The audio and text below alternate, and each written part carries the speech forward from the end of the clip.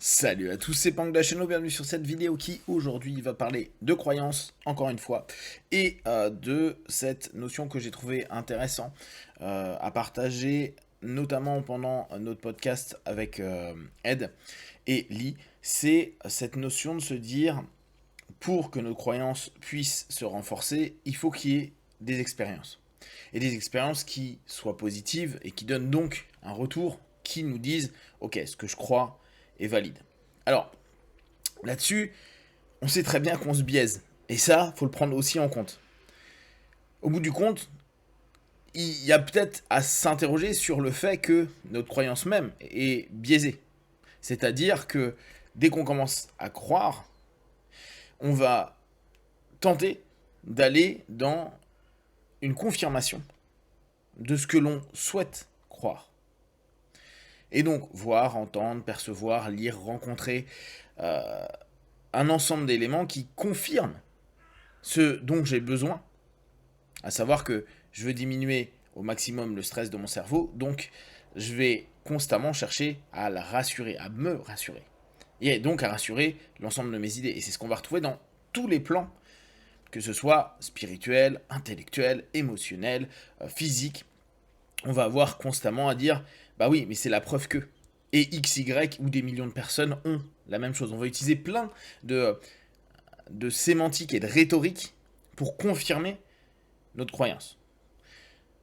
En prenant ça en compte, comme ça nous permet, nous, d'être assez cool à se dire, ma croyance n'est qu'une croyance et qu'elle peut très bien exploser d'un coup. D'ailleurs, je vous l'ai déjà partagé, mais je pense que vraiment les croyances peuvent, bizarrement, parce qu'on pourrait se dire, une croyance est tellement intense, c'est tellement fort, exploser en plein vol. Mais vraiment, c'est vraiment un truc assez incroyable.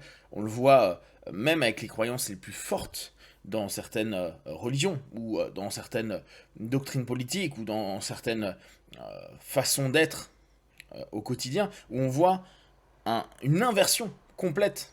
Alors c'est une réactance, hein. La plupart du temps c'est une réaction qui est viscérale et qui va aller à l'opposé comme pour détruire quelque chose. Et c'est encore la preuve qu'il y a une influence de cette croyance. Mais on voit quand même ces switches qui sont impressionnants.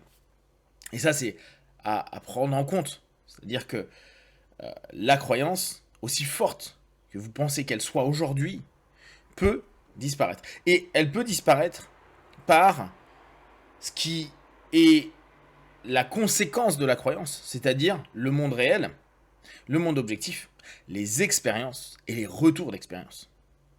À partir du moment où le réel ne correspond plus à la croyance, que le monde interne ne correspond plus au monde externe, soit on va faire en sorte de complètement distordre ce monde externe pour qu'il corresponde, et donc on va s'entourer de personnes qui pensent comme nous, on va lire les choses qui nous correspondent, et là on revient sur notre principe de bien, soit il y a un moment ou un autre, on va devoir accepter que peut-être notre croyance n'est pas juste, ce qui ne veut pas dire qu'il faut lâcher notre croyance.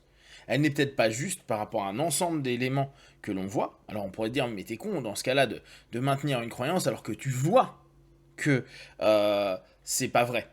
Mais il se peut qu'un ensemble d'expériences passées et peut-être même à venir aller dans le sens de la croyance. Et c'est pas parce qu'il y a plein d'éléments qui vont à l'encontre que pour autant je ne vais pas sélectionner. C'est ce qu'on fait à longueur de temps. On fait que sélectionner un ensemble d'idées qui va nous maintenir et nous permettre de nous donner une homéostasie, hein, un équilibre interne, psychique, à se dire, ok, ça correspond. Et c'est là où on se rend compte que tout le cheminement qu'on va avoir au travers de nos croyances vont être nourris par nos expériences.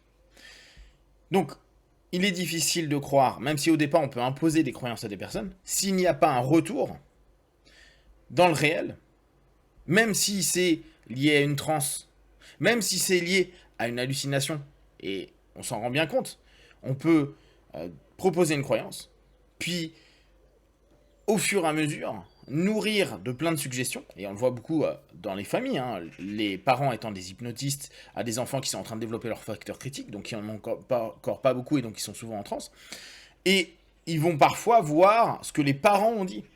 mais qui n'est peut-être pas une réalité, qui est juste l'orientation de ce qu'ils veulent montrer, et dès lors, qui devient une confirmation de la croyance proposée, la graine, le seeding qu'on va exploiter, la seed, vraiment l'élément de base qui va être renourri par les suggestions. Donc, notre croyance, elle va être constamment orientée.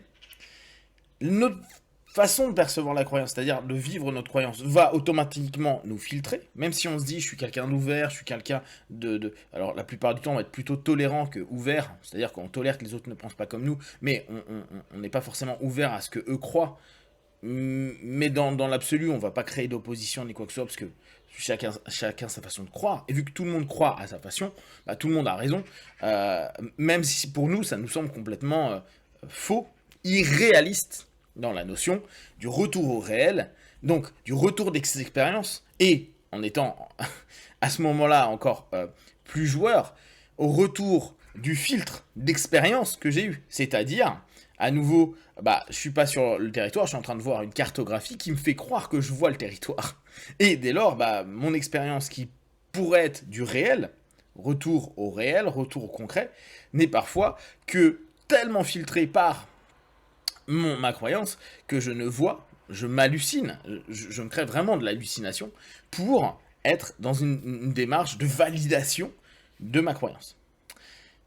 Néanmoins, pour continuer, nous, à pouvoir bosser et à avancer, et justement à se dire, voilà, il y a un ensemble d'éléments auxquels je crois, que je valide, qui est constructif pour moi, et qui apporte donc du bien pour moi, et potentiellement pour les autres.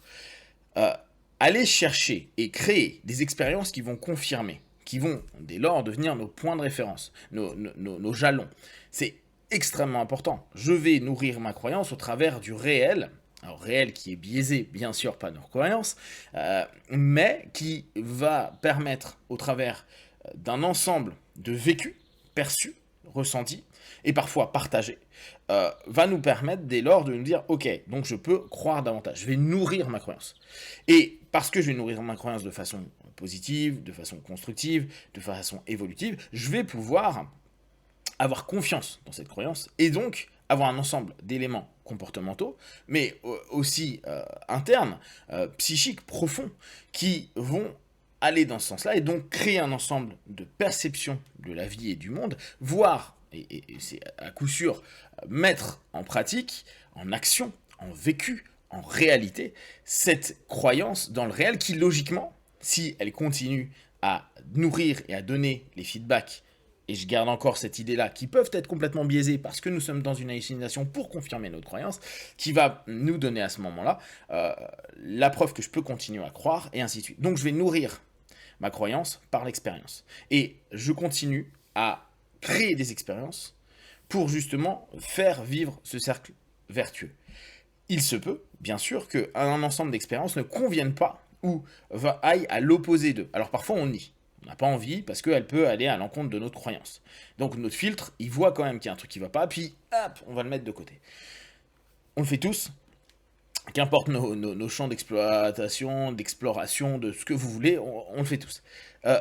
Ce qui va être intéressant, c'est de se dire, ok, et si une expérience invalide ma croyance? Et si 10 expériences, 100 expériences, 1000 expériences, et je parle pas de gens qui ont écrit dessus, de gens qui ont vécu d'autres choses que moi, sachant que je pars du postulat que chaque personne va vivre au travers de son filtre de croyance et donc va créer un ensemble de récits intérieurs liés à ses biais et puis liés aux besoins de rationalisation de tout ça, qui va valider sa croyance. Mais si nous-mêmes on est en train de se dire mince, je croyais ça et je fais que de vivre ça, le questionnement est est-ce que ma croyance est mauvaise ou est-ce que la façon dont je prends en compte ma croyance ou que la façon dont j'exploite dans le réel commun cette croyance est peut-être fausse. Et parfois c'est pas la croyance qui est fausse, c'est la manière dont on va agir avec cette croyance, c'est-à-dire le mettre du monde subjectif vers le monde objectif, du monde interne vers le monde externe, qui ne convient pas. Et dès lors, avant de détruire complètement sa croyance, et on peut le faire, on a le droit, et c'est ça qui est cool, la flexibilité a de l'intérêt pour ça, et je vous invite vraiment à toujours le rester,